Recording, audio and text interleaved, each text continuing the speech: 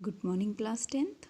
आज हम संस्कृत में जो आपकी पाठ्य पुस्तक है शेमोसी द्वितीय भाग का चतुर्थ पाठ शिशुलालनम पढ़ेंगे। शिशुलालनम का अर्थ होता है शिशु के प्रति जो स्नेह होता है, जो प्रेम होता है, वही शिशुलालनम है। तो ये यहाँ पे राम का लव और कुश के प्रति जो प्रेम है, स्नेह है, वो दिखाया गया है। तो चलिए हम पाठ का पहले परिचय जानते हैं कि जो यह पाठ है यह एक प्रसिद्ध नाटक है। नाटक का नाम है कुंदमाला के पंचम अंक से लिया गया है और इस नाटक के नाटककार हैं दिंगनाग। और इस नाटकांश में यानी इस नाटक के अंश में राम कुश और लव को सिंहासन पर बैठाना चाहते हैं, किंतु वे दोनों अति शालीनता पूर्वक मना कर देते हैं। सिंहासन पर बैठे हुए राम कुश और लव के सौंदर्य से आकृष्ट होकर उन्हें अपनी गोद में बिठा लेते हैं और आनंदित होते हैं। पाठ में शिशु स्नेह का अत्यंत मनोहारी वर्णन किया गया है। तो चलो पाठ पढ़ते हैं। सिंहासन स्थितः रामः ततः प्रविशतः विदूषकेन उपदिश्यमान मार्गो तापस लव कुशलव।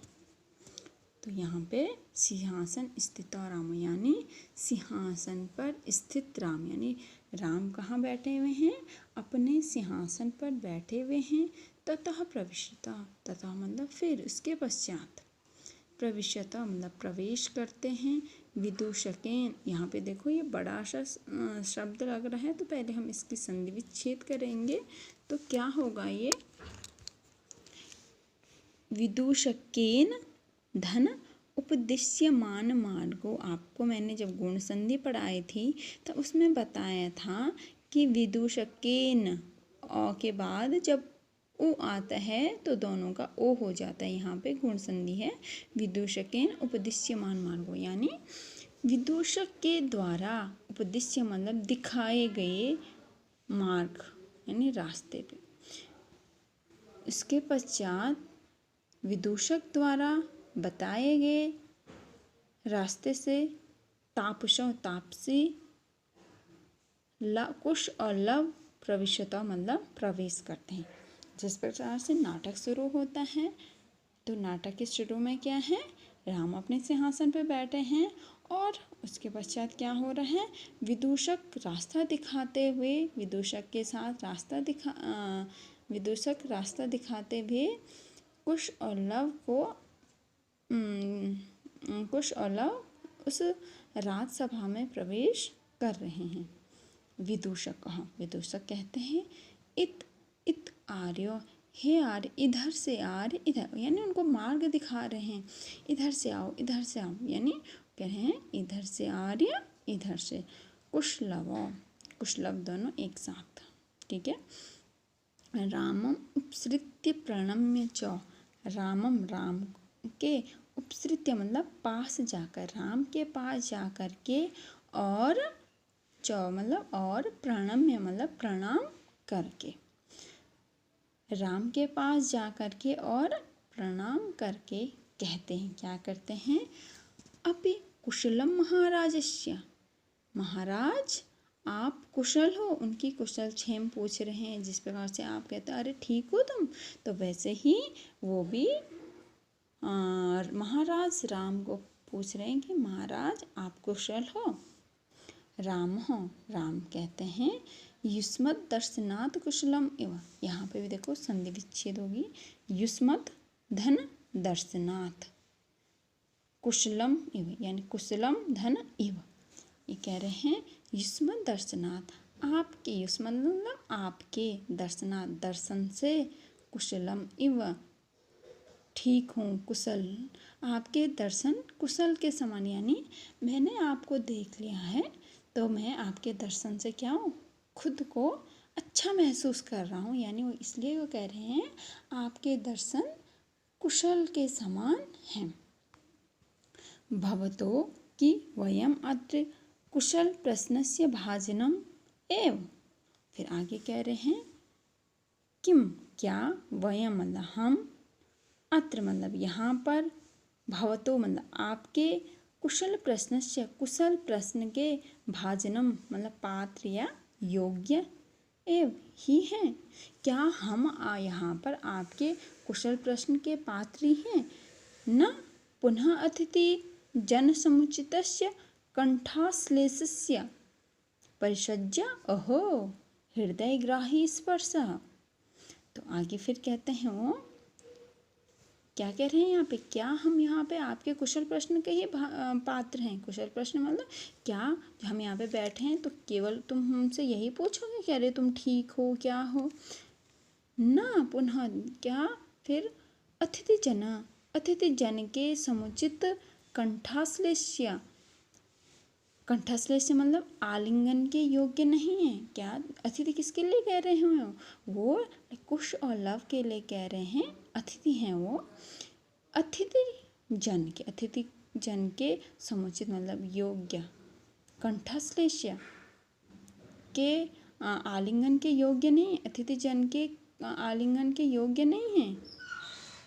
परिषज्य मतलब गले लगाकर, उन दोनों को आलिंगन करके, उन दोनों को गले लगाकर। फिर कहते हैं ओहो हृदयग्राही स्पर्श, अरे यह तो बिल्कुल हृदय को छूने वाला स्पर्श है। इसलिए कहते हैं आपका स्पर्श कैसा है? बिल्कुल हृदयग्राही स्पर्श है। आगे उभौ राजासनं खल्व एतत् न युक्तम अध्यासितुम। उभौ मतलब दोनों कहते हैं, दोनों क्या कह रहे हैं? यह क्या है? एतत् मतलब यह, राजासनम राजा का आसन यानी राज सिंहासन है, यह राज सिंहासन है। न युक्तम अध्यासितम, यह हमारे लिए, अध्यासितम मतलब बैठने के योग्य, युक्तम न युक्तम यानी सही नहीं है, उचित नहीं है। कहने का तात्पर्य क्या है कि यह राज सिंहासन है, इसमें तो केवल राजा बैठते हैं, इसमें हमें नहीं बैठना चाहिए, यानी ये हमारे लिए उपयुक्त नहीं है।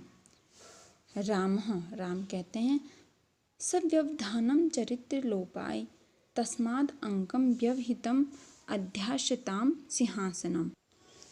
तो कह रहे हैं चरित्र लोपाय, चरित्र लोप के लिए व्यवधानम ना, व्यवधान नहीं है।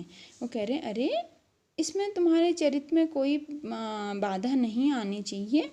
तस्मात् वो कहते हैं फिर तो अंकम व्यवहितम अध्यासताम सिंहासन, तो फिर अंकम, अंक का अर्थ होता है गोद, तो फिर आप क्या करो, मेरी गोद में, अध्यम सताम का अर्थ होता है बैठिए, तो मेरी गोद में सिंहासन समझ करके बैठिए। अंकम उपवेशियत, अंक मतलब गोद में बिठाते हैं। श्री राम क्या करते हैं? राम और कुश और लव को अपनी गोद में बिठाते हैं। उभौ अनिच्छाम नाटयतः राजन, उभौ का अर्थ होता है दोनों, अनिच्छा मतलब अनिच्छा से नाटक करते हैं।